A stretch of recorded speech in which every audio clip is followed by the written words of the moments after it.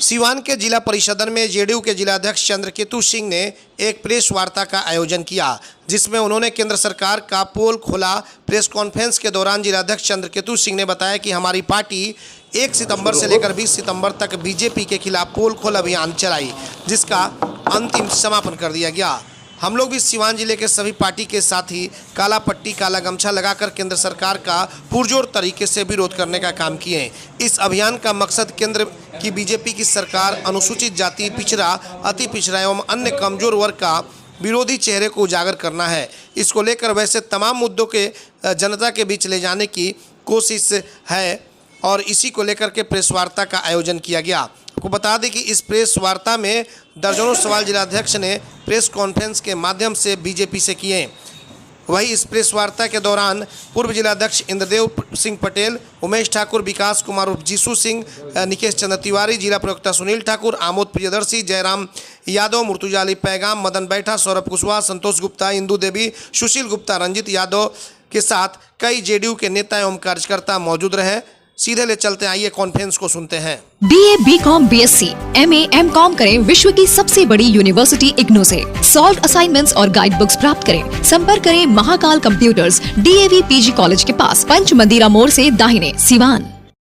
RS James and jewellers, जहां आपके लिए हॉलमार्क जेवर एक से बढ़कर एक डिजाइनों में उपलब्ध हैं। वहीं लेनी हो गोल्ड, डायमंड या चांदी के जेवर तो आज ही चलें सिर्फ और सिर्फ RS जेम्स एंड ज्वेलर्स। सबसे विश्वसनीय shop, Lal palace, station road, Siwan. Mobile number 9572658649 और 7979869474।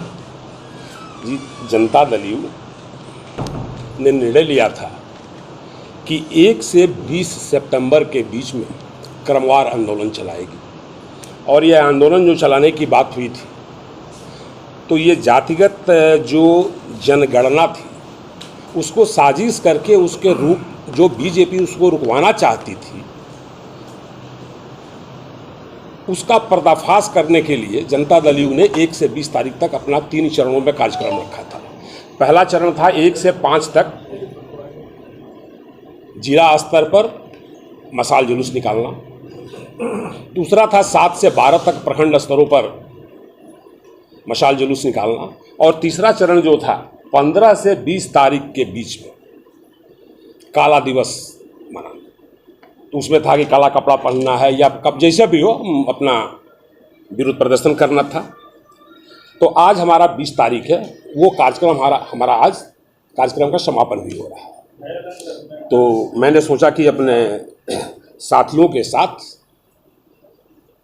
और जितने भी ये प्रेस के हमारे साथी हैं उनसे बात किया जाए। जैसा कि आप लोग जानते हैं कि बीजेपी की एक अनुषंगिक संस्था है जिसको यूथ फॉर इक्वलिटी के नाम से जाना जाता है, यूथ फॉर इक्वलिटी। और एक दूसरी संस्था है एक सोच और एक प्रयास। ये दो जो संस्था है इसी के माध्यम से इसमें साजिश रची गई थी। तो हम पहली बात ये हम जानना चाहते हैं कि ये जो इसकी वेबसाइट जो है उस वेबसाइट पर हमारे देश के आदरणीय प्रधानमंत्री नरेंद्र मोदी जी का फोटो है और वो कहते रहते हैं कि वो संस्था मेरे संस्था से कोई उसका संपर्क नहीं है। अगर नहीं है तो उस वेबसाइट पर हमारे माननीय प्रधानमंत्री जी का फोटो क्यों लगा हुआ है।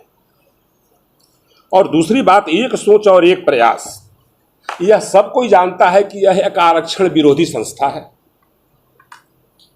जब मंडल कमीशन की भी बात हुई थी, जब 27% ओबीसी को आरक्षण दिया गया था, उस आरक्षण में भी ये संस्था कोर्ट गई हुई थी और वह संस्था भी हमारे माननीय प्रधानमंत्री जी के साथ है। और ये दोनों जो संस्था है, एक संस्था के प्रोफेसर रागी साहब हैं और दूसरे मक्खन लाल। और यह सर्वविदित है कि ये जो दोनों उस संस्था के जो हेड है कहीं ना कहीं बीजेपी और आरएसएस से जुड़े हुए व्यक्ति हैं। तो हम चाहेंगे कि बीजेपी भी अपना पक्ष इस पर रखे। हम आप लोगों के माध्यम से पूछना चाहते हैं कि उनके संस्था से ये लोग जुड़े हुए हैं या नहीं है। अगर बीजेपी जातिगत जो गणना थी उसकी पक्षधर अगर बीजेपी होती तो ये क्यों कहती कि राज्यों के पास जातिगत जनगणना करने का कोई अधिकार नहीं है। और फिर बिहार सरकार जब अपने खर्चे से यह जातिगत जनगणना शुरू करा दी तो फिर ये दोनों संस्थाओं के माध्यम से ये लोग कोर्ट पहुंचे। आज जब वहां बात नहीं बना तो भारत सरकार के जो सॉलिसिटर जनरल है, सॉलिसिटर जनरल साहब को बिना कोई कोर्ट के सम्मन के उनको न्यायालय में उपस्थित कराया गया, उसका विरोध किया गया। तो अगर भारतीय जनता पार्टी की इस पर मंशा साफ रहती, जातिगत जनगणना को नहीं रुकवाना चाहती, तो केंद्र सरकार के सॉलिसिटर जनरल को वहां क्यों भेजती।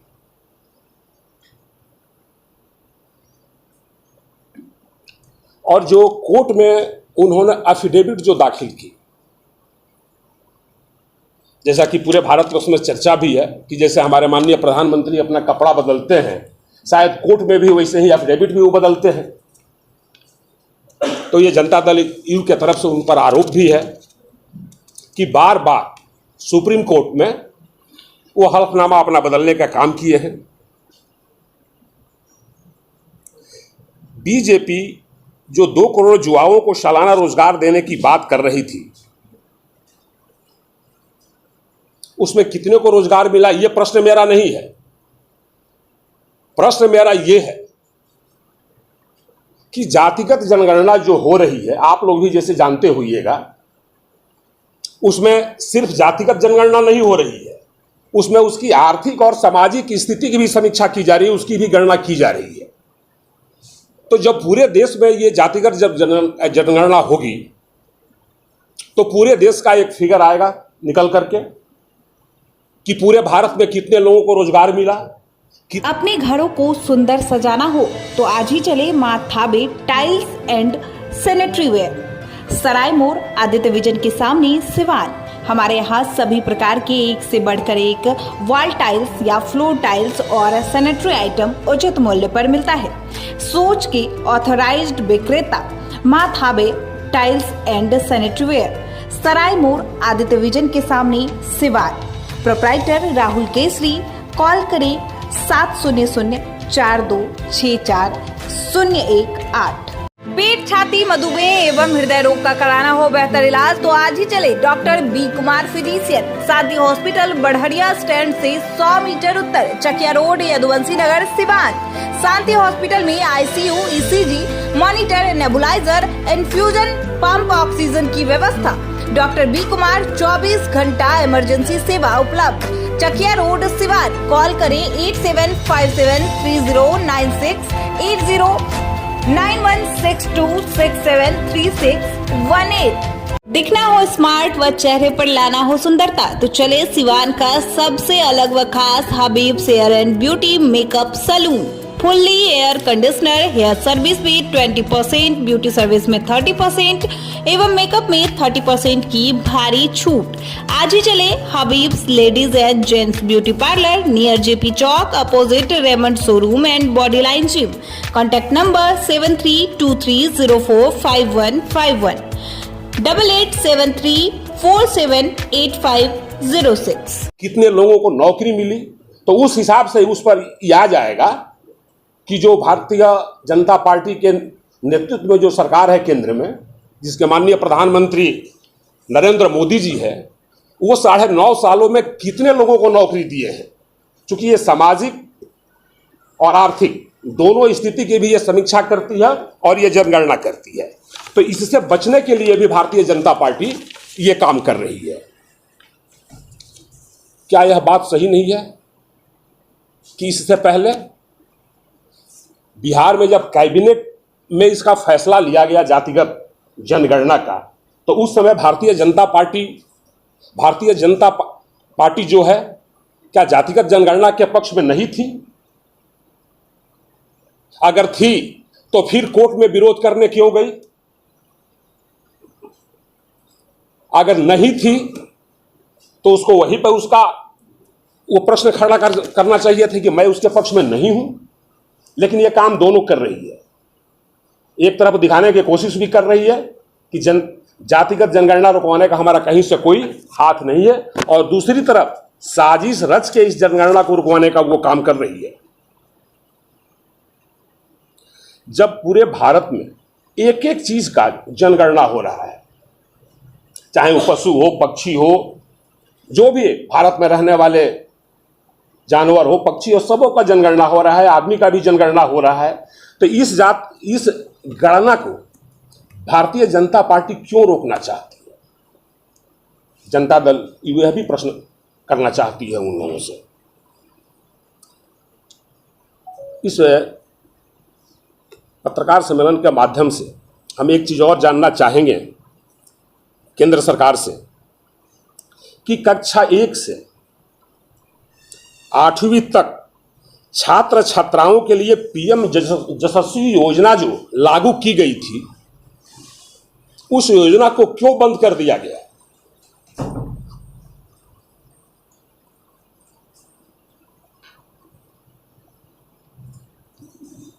और उसमें जो सबसे बड़ी बात है, जैसे बिहार के सरकार ने यह फैसला लिया और बिहार सरकार ये कर रही है कि अपने संसाधन से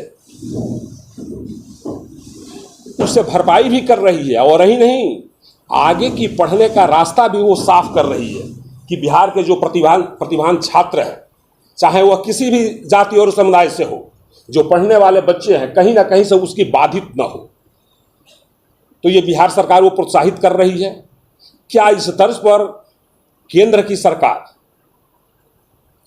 वह प्रोत्साहन राशि नहीं दे सकती है? वह लोगों को पढ़ने के लिए या उच्च शिक्षा में जाने के लिए, जैसे बिहार सरकार ने निर्णय लिया है कि 4 लाख का स्टूडेंट क्रेडिट कार्ड भी देती है, उस तरह केंद्र सरकार कहीं कोई व्यवस्था तो कायम कर सकती थी ताकि भारत के लोग पढ़ सके, भारत के लोग उच्च शिक्षा ले सके। लेकिन कहीं से हमारे माननीय प्रधानमंत्री जी को यह जरूरी नहीं लगता कि देश में शिक्षा की भी जरूरत है। देश में जो गरीब लोग हैं, जो शिक्षा से वंचित लोग हैं, उन लोगों को भी कहीं ना कहीं किसी न किसी माध्यम से शिक्षा दिया जाए और उनको प्रथम कतार में लाकर खड़ा किया जाए। और जो सबसे बड़ी बात है कि परिसीमन जो होता है अपने यहां, वह जनगणना के आधार पर होता है, और 2011 के बाद 2021 में उसको जनगणना होना था, जो कि हर 10 वर्ष के अंदर कहीं ना कहीं से जनगणना होती है, और उस जनगणना को उन्होंने नहीं होने दिया, और उलट एक महिला बिल सदन में लेकर आए हैं। यह सब कोई जानता है, जितने भी संविधान को जानने वाले लोग हैं या राजनीति समझने वाले लोग हैं, वह सब लोग जानते हैं कि इसको जब तक प्रदेश में 50% राज्य सरकारें इसको अपने यहां से पारित न कर दें,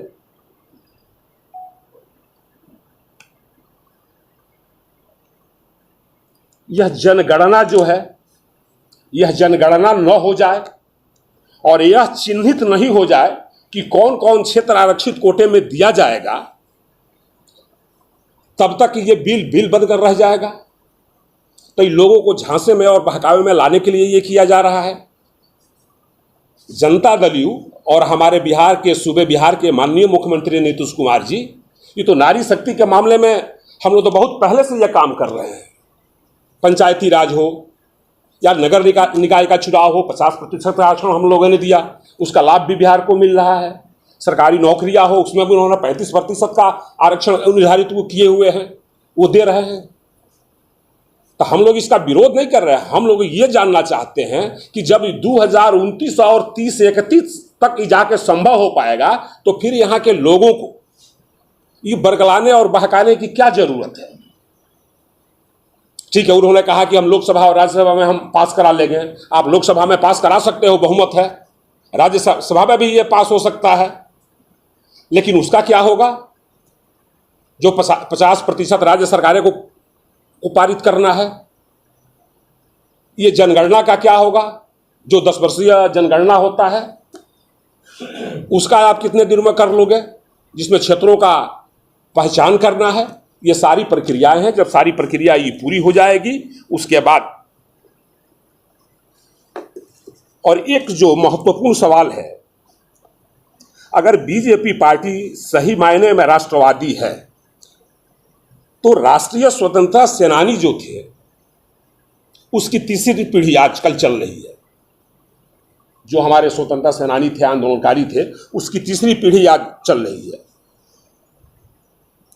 और उसको बिहार सरकार, पता ना आप लोग शायद जानते भी होइएगा, 2% आरक्षण उनके पोते और पोतियों को शिक्षा से लेकर वहां तक सारे क्षेत्रों में देते हैं।